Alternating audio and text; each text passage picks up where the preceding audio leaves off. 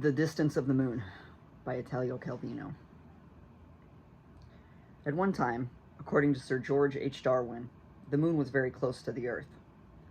Then the tides gradually pushed her far away. The tides that the moon herself causes in the Earth's waters, where the Earth slowly loses energy. "How well I know," old Quiffick cried. "The rest of you can't remember, but I can. We had her on top of us all the time, that enormous moon.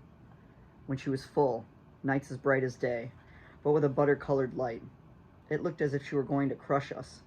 When she was new, she rolled around the sky like a black umbrella blown by the wind. And when she was waxing, she came forward with her horns so low she seemed about to stick into the peak of a promontory and get caught there. But the whole business of the moon's phases worked in a different way then, because the distances from the sun were different, and the orbits, and the angle of something or other, I forget what. As for eclipses, the Earth and Moon stuck together the way they were. Why, we had eclipses every minute. Naturally, those two big monsters managed to put each other in the shade constantly. First one, then the other. Orbit? Oh, elliptical, of course. For a while it would huddle against us, and then it would take flight for a while. The tides, when the moon swung closer, rose so high nobody could hold them back. Then there were nights that the moon was full and very, very low, and the tide was so high that the moon missed a ducking in the sea by a hair's breadth. Well, let's say a few yards anyway. Climb up on the moon? Of course we did. All you had to do was row out to it in a boat, and when you were underneath, prop a ladder against her and scramble up.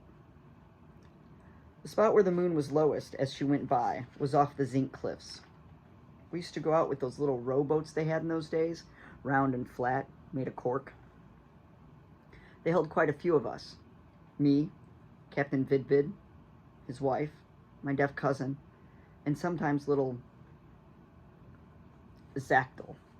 She was 12 or so at the time. On those nights, the water was very calm, so silvery it looked like mercury, and the fish in it, violet-colored, unable to resist the moon's attraction, rose to the surface, all of them, and so did the octopuses and the saffron medusas. There was always a flight of tiny creatures, little crabs, squid, and even some weeds, light and filmy, and coral plants that broke from the sea and ended up on the moon, hanging down from that lime-white ceiling, or else they stayed in midair, a phosphorescent swarm we had to dive off, waving banana leaves at them. This is how we did the job. In the boat, we had a ladder. One of us held it, another climbed up to the top, and a third, at the oars, rowed until we were right under the moon. That's why there had to be so many of us. I only mentioned the main ones. The man at the top of the ladder, as the boat approached the moon, would become scared and start shouting, "Stop, stop, I'm gonna bang my head!" That was the impression you had, seeing her on top of you, immense, and all rough with sharp spikes and jagged sawtooth edges. It may be different now, but the moon, or rather the bottom, the underbelly of the moon, the part that passed closest to the Earth and almost scraped it, was covered with a crust of sharp scales. It had come to resemble the belly of a fish. And the smell, too, as I recall, if not downright fishy, was faintly similar, like smoked salmon.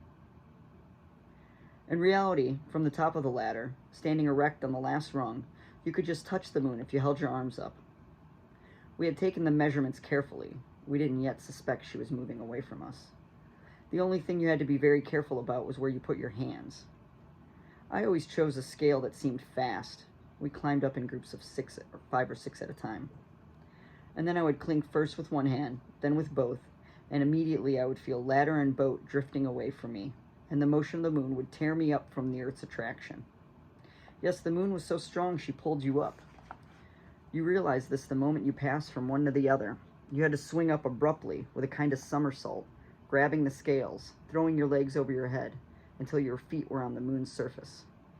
Seen from the Earth, you looked as if you were hanging there with your head down, but for you, it was the normal position. And the only odd thing was that when you raised your eyes, you saw the sea above you, glistening, with the boat and the others upside down, hanging like a bunch of grapes from the vine. My cousin, the deaf one, showed a special talent for making those leaps.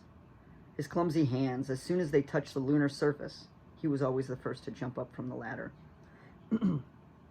suddenly became deft and sensitive. They found immediately the spot where he could hoist himself up. In fact, just the pressure of his palms seemed enough to make him stick to the satellite's crust. Once, I even thought I saw the moon come toward him as he held his hands out. He was just as dexterous in coming back down to Earth, an operation still more difficult. For us, it consisted in jumping as high as we could, our arms upraised, as seen from the moon, that is, because seen from Earth it looked more like a dive, or like swimming downward, arms at our sides. Like jumping up from the Earth, in other words, only now we were without the ladder, because there was nothing to prop it against on the moon. But instead of jumping with his arms out, my cousin bent toward the moon's surface, his head down as if for a somersault, and then made a leap, pushing with his hands. From the boat we watched him, erect in the air as if he were supporting the moon's enormous ball and were tossing it, striking it with his palms. Then, when his legs came within reach, we managed to grab his ankles and pull him down on board. Now, you will ask me what in the world we went up on the moon for. I'll explain it to you. We went to collect the milk, with a big spoon and a bucket. Moon milk was very thick, like a kind of cream cheese. It formed in the crevices between one scale and the next, though through the fermentation of various bodies and substances of terrestrial origin, which had flown up from the prairies and forests and lakes, as the moon sailed over them. It was composed chiefly of vegetal juices, tadpoles, bitumen, lentils, honey, starch crystals, sturgeon eggs, mold, pollens, gelatinous matter, worms, resin, pepper, mineral salts, combustion residue. You had only to dip the spoon under the scales that covered the moon's scabby terrain, and you brought it out filled with that precious muck. Not in the pure state, obviously. There was a lot of refuse. In the fermentation, which took place as the moon passed over the expanses of hot air above the deserts, not all the bodies melted. Some remained stuck in it. Fingernails and cartilage, bolts, seahorses, nuts and pendicles, shards of crockery, fish hooks, at times even a comb. So this paste, after it was collected, had to be refined, filtered. But that wasn't the difficulty. The hard part was transporting it down to the earth. This is how we did it. We hurled each spoonful into the air with both hands, using the spoon as a catapult. The cheese flew. If we had thrown it hard enough, it stuck to the ceiling, the surface of the sea. Once there, it floated, and it was easy enough to pull into the boat. In this operation, too, my deaf cousin displayed a special gift. He had strength and a good aim. With a single sharp throw, he could send the cheese straight into the bucket we held up to him from the boat. As for me, I occasionally misfired. The contents of the spoon would fail to overcome the moon's attraction, and they would fall back into my eye. I still haven't told you everything about the things my cousin was good at. The job of extracting lunar milk from the moon's scales was child's play to him. Instead of the spoon, at times he had only to thrust his bare hand out under the scales, or even one finger. He didn't proceed in any orderly way, but went to isolated places, jumping from one to the other, as if he were playing tricks on the moon, surprising her, or perhaps tickling her. And wherever he put his hand, milk spurted out, as if from a nanny goat's teats. So the rest of us had only to follow him and collect with our spoons the substance that he was pressing out, first here, then there, but always as if by chance, since the deaf one's movements seemed to have no clear, practical sense. There were places, for example, that he touched merely for the fun of touching them, gaps between two scales, naked and tender folds of lunar flesh.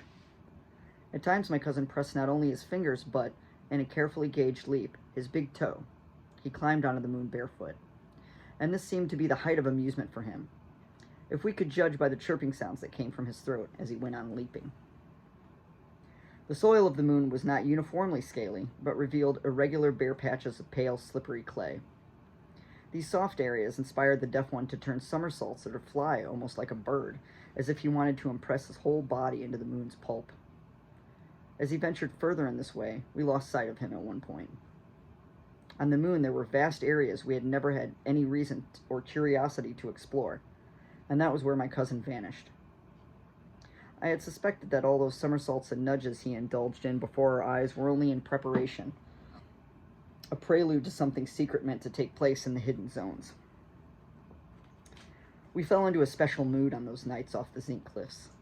Gay, but with a touch of suspense, as if inside our skulls, instead of the brain, we felt a fish, floating, attracted by the moon. And so we navigated, playing and singing. The captain's wife played the harp. She had very long arms, slivery as eels on those nights, and armpits as dark and mysterious as sea urchins. And the sound of the harp was sweet and piercing, so sweet and piercing it was almost unbearable, and we were forced to let out long cries, not so much to accompany the music as to protect our hearing from it. Transparent medusas rose to the sea's surface, throbbed there for a moment, then flew off, swaying toward the moon. Little Zithlit amused herself by catching them in midair, though it wasn't easy. Once, as she stretched her little arms out to catch one, she jumped up slightly and was also set free. Thin as she was an ounce or two short of the weight necessary for the Earth's gravity to overcome the moon's attraction and bring her back, so she flew up among the medusas, suspended over the sea. She took fright, cried, then laughed and started playing, catching shellfish and minnows as they flew, sticking some into her mouth and chewing them. We rowed hard to keep up with the child. The moon ran off in her eclipse, dragging that swarm of marine fauna through the sky, and a train of long entwined seaweeds, and Zithlik hanging there in the midst.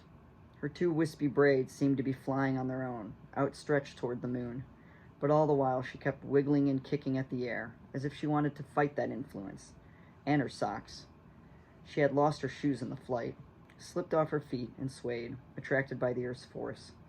On the ladder, we tried to grab them. The idea of eating the little animals in the air had been a good one. The more weight Zithlik gained, the more she sank toward the earth. In fact, since among those hovering bodies hers was the largest, mollusks and seaweeds and plankton began to gravitate about her, and soon the child was covered with silliest little shells, chitinous carpacities, and fibers of sea plants. And the further she vanished into that tangle, the more she was freed of the moon's influence, until she grazed the surface of the water and sank into the sea. We rowed quickly to pull her out and save her. Her body had remained magnetized, and we had to work hard to scrape off all the things encrusted on her. Tender corals were wound about her head, and every time we ran the comb through her hair, there was a shower of crayfish and sardines. Her eyes were sealed shut by limpets clinging to the lids with their suckers. Squid's tentacles were coiled around her arms and neck, and a little dress now seemed woven out of only weeds and sponges. We got the worst of it off her, but for weeks afterward she went on pulling out fins and shells, and her skin, dotted with little diatoms, remained affected forever, looking, to some who didn't observe her carefully, as if it were faintly dusted with freckles. This should give you an idea of how the influences of Earth and Moon, practically equal, fought over the space between them. I'll tell you something else. A body that descends to the Earth from the satellite was still charged for a while with lunar force and rejected the attraction of our world. Even I, big and heavy as I was, every time I had been up there, I took a while to get used to the Earth's up and down, and the others would have to grab my arms and hold me, clinging in a bunch in the swaying boat while I held my head hanging and my legs stretched up towards the sky. Hold on to us," they shouted at me, and in all that groping, sometimes I ended up by seizing one of Mrs. Vidvid's breasts, which were round and firm, and the contact was good and secure, and had an attraction as strong as the moon's, or even stronger, especially if I managed, as I plunged down, to pull my other arm around her hips, and with this I passed back into our world and fell with a thud into the bottom of the boat, where Captain Vidvid brought me around, throwing a bucket of water in my face. This is how the story of my love for the captain's wife began, and my suffering. Because it didn't take me long to realize whom the lady kept looking at insistently. When my cousin's hands clasped the satellite, I watched Mrs. Vidvid, and in her eyes I could read the thoughts like the deaf man's familiarity with the moon were arousing in her. And when he disappeared in his mysterious lunar explorations, I saw her become restless, as if on pins and needles, and then it was all clear to me how Mrs. Vidvid was becoming jealous of the moon, and I was jealous of my cousin. Her eyes were made of diamonds, Mrs. Vidvid's, and they flared when when she looked at the moon, almost challengingly, as if she were saying, "You shan't have him," and I felt like an outsider. The one who least understood all of this was my deaf cousin. When we helped him down, pulling him, as I explained to you, by his legs, Mrs. Vidvid lost all her self-control, doing everything she could to take his weight against her own body. Folding her long, silvery arms around him, I felt a pang in my heart. The times I clung to her, her body was soft and kind, but not thrust forward the way it was with my cousin, while he was indifferent, still lost in his lunar bliss. I looked at the captain, wondering if he also noticed his wife's behavior. But there was never any trace of any expression on that face of his, eaten by brine, marked with tarry wrinkles. Since the deaf one was always the last to break from the moon, his return was the signal for the boats to move off. Then, with an unusually polite gesture, Vidvid picked up the harp from the bottom of the boat and handed it to his wife. She was obliged to take it and play a few notes. Nothing could separate her more from the deaf one than the sound of the harp.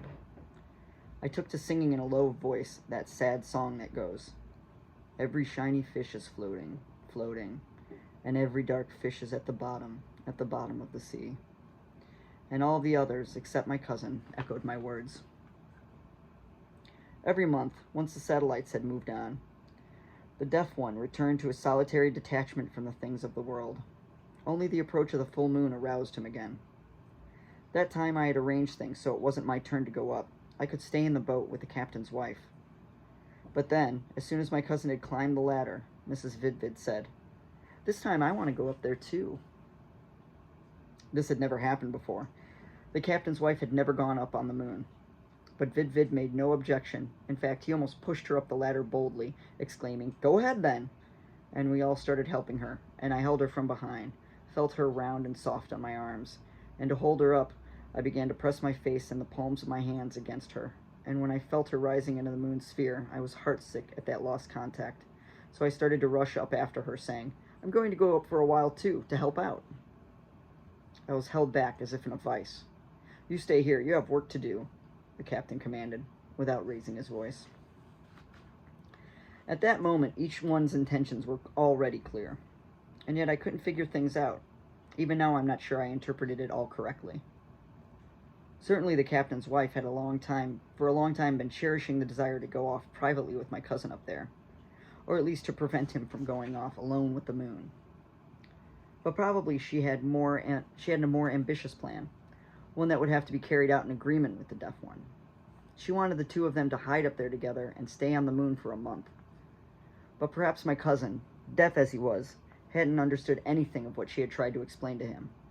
Or perhaps he hadn't even realized that he was the object of the lady's desires. And the captain?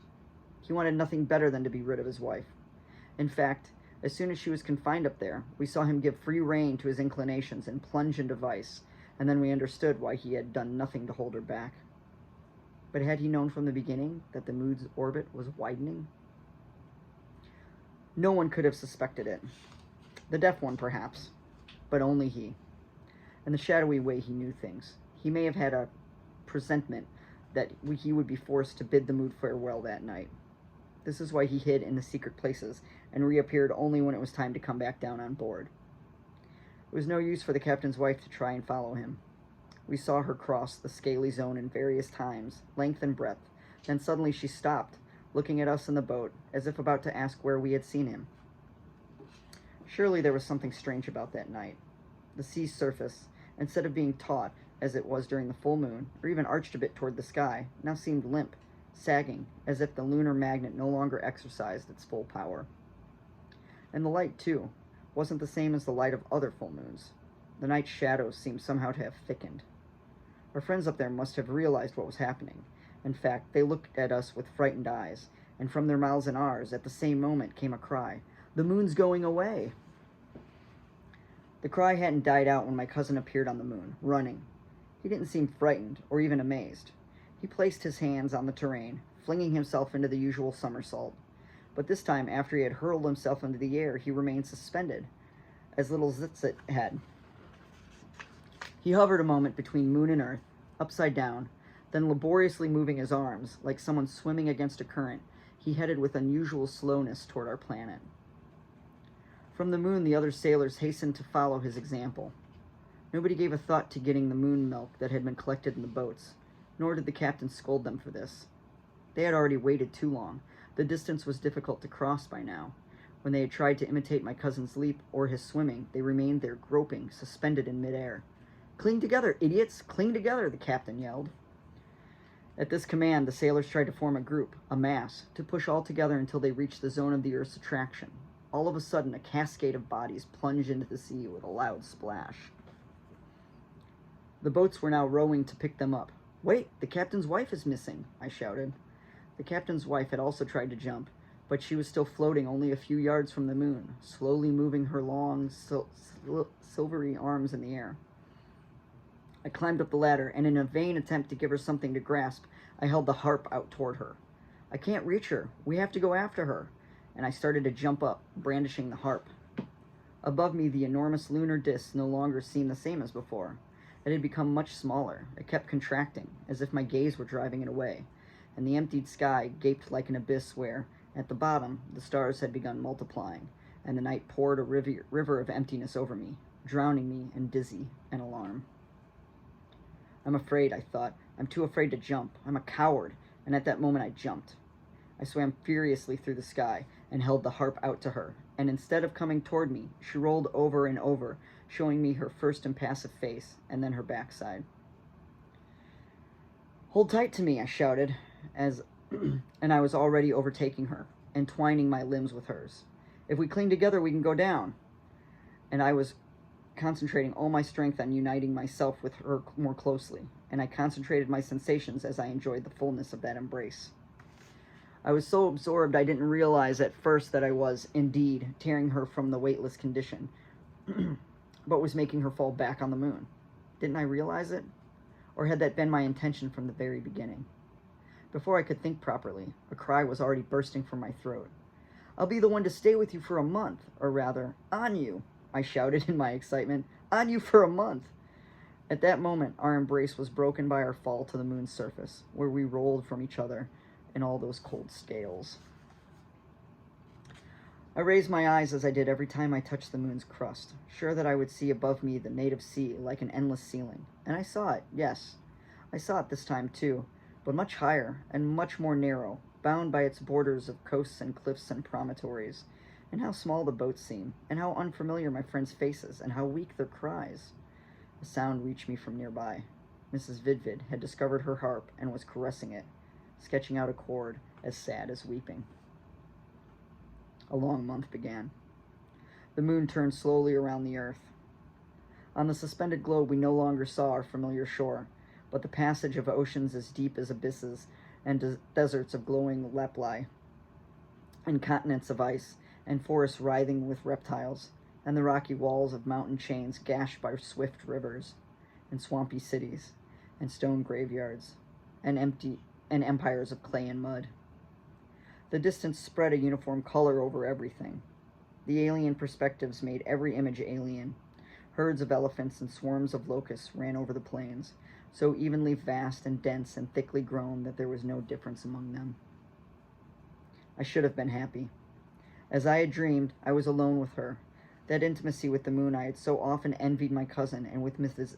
Vidvid was now my exclusive prerogative. A month of days and lunar nights stretched uninterrupted before us. The crust of the satellite nourished us with its milk, whose tart flavor was familiar to us. We raised our eyes up to the world where we had been born, finally traversed in all its various expanse, explored landscapes,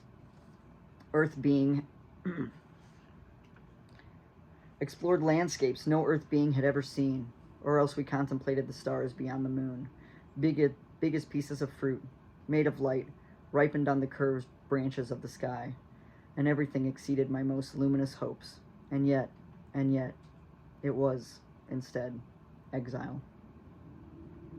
I thought only of the earth. It was the earth that caused each of us to be that someone he was rather than someone else.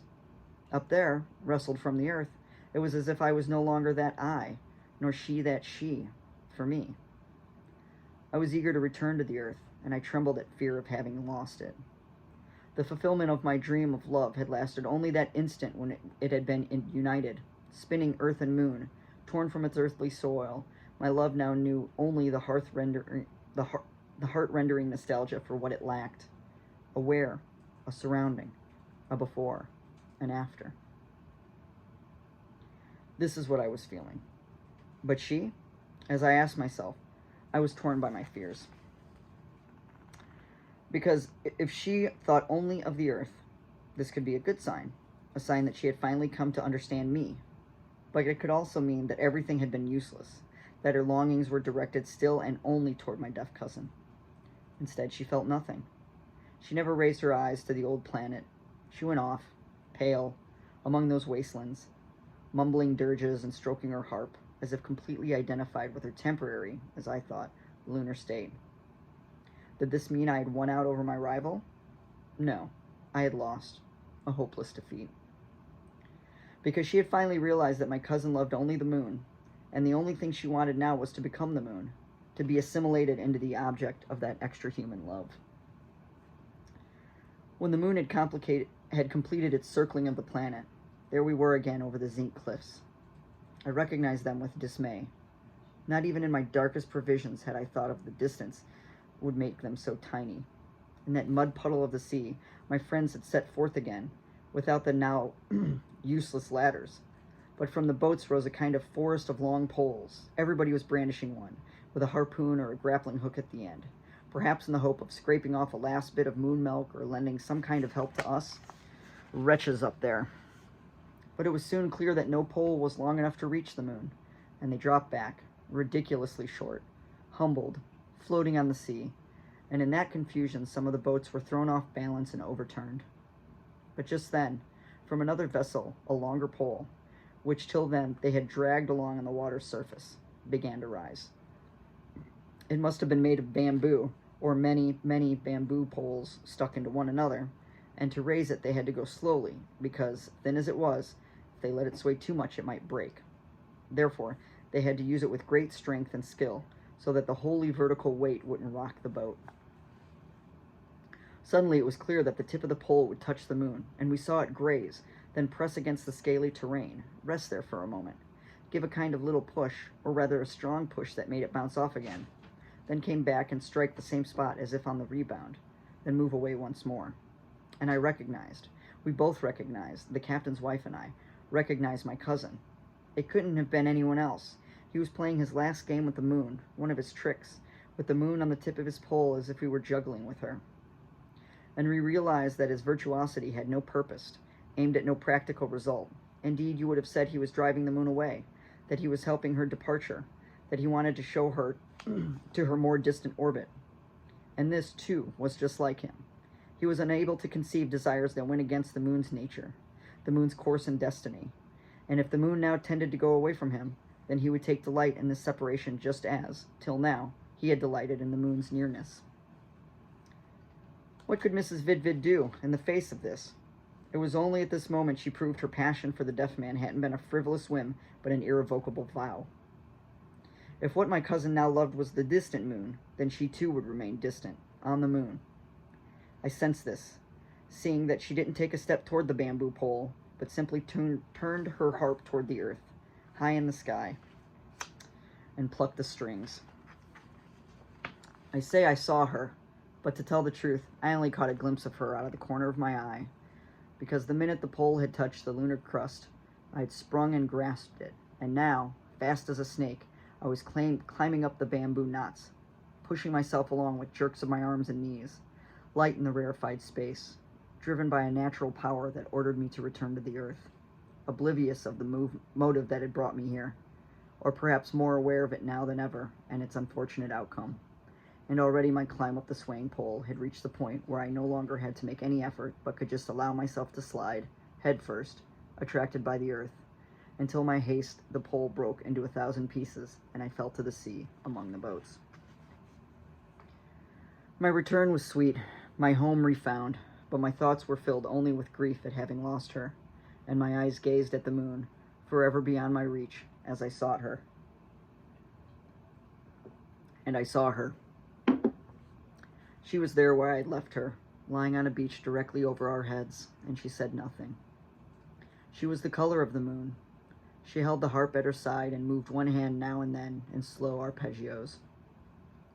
I could distinguish the shape of her bosom, her arms, her thighs, just as I remember them now. Just as now, when the moon has become that flat, remote circle, I still look for her as soon as the first sliver appears in the sky. And the more it waxes, the more clearly I imagine I can see her, or something of her, but only her, in 100, 1,000 different vistas. She who makes the moon, and, whenever she is full, sets the dogs to howling all night long, and me with them.